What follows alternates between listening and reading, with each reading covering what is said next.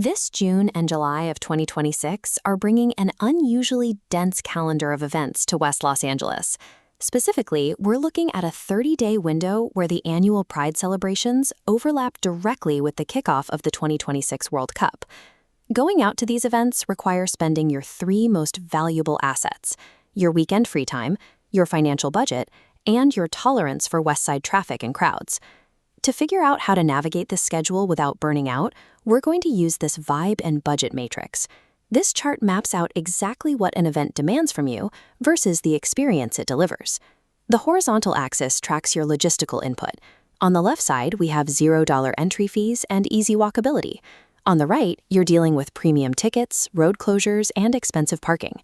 The vertical axis measures your social output. Down at the bottom, you have relaxed neighborhood gatherings. Up at the top, you're getting massive crowds and stadium-level energy. Before you pick an event, you need a clear read on your current social bandwidth. If you default to whatever event has the loudest marketing, you risk spending heavy inputs for a payoff you don't actually have the energy to enjoy. Optimizing your weekend means actively matching the right event to the exact logistical budget you have that day. Looking at the top right of this chart, we find the high-energy spectator.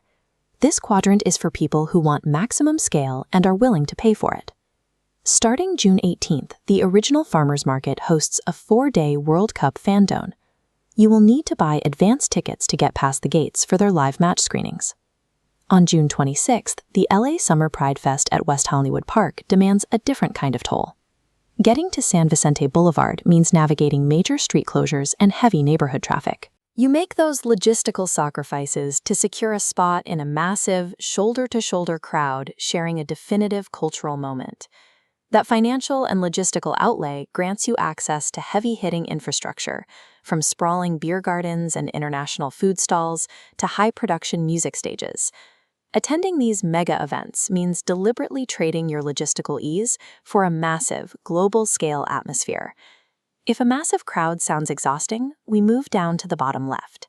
This is the low-key local zone, prioritizing low inputs and a relaxed output. Instead of buying a ticket for the World Cup, you can head to the Plummer Park Fan Zone on June 12th. For Pride, you can skip West Hollywood entirely and hit Pride in the Village on Broxton Avenue. Both are completely free and require no tickets.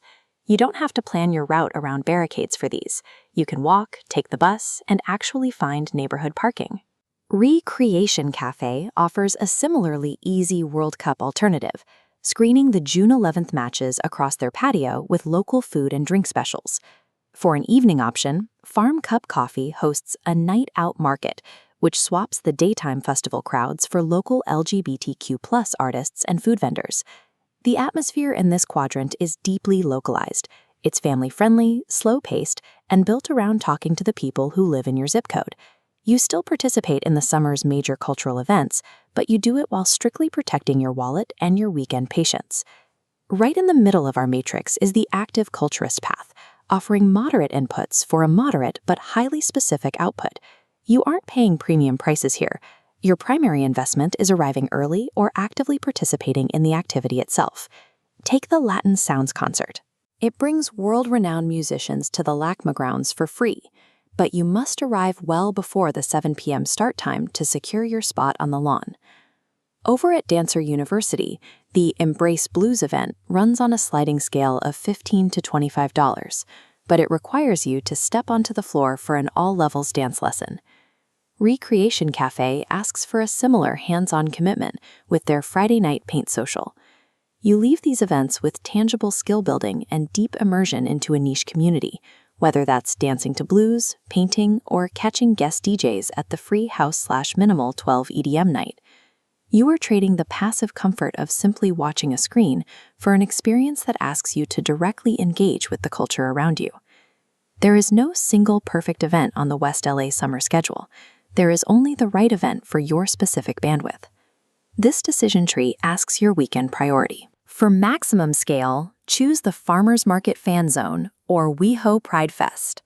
For zero-cost ease, pick Plummer Park, Westwood Village, or Recreation Cafe.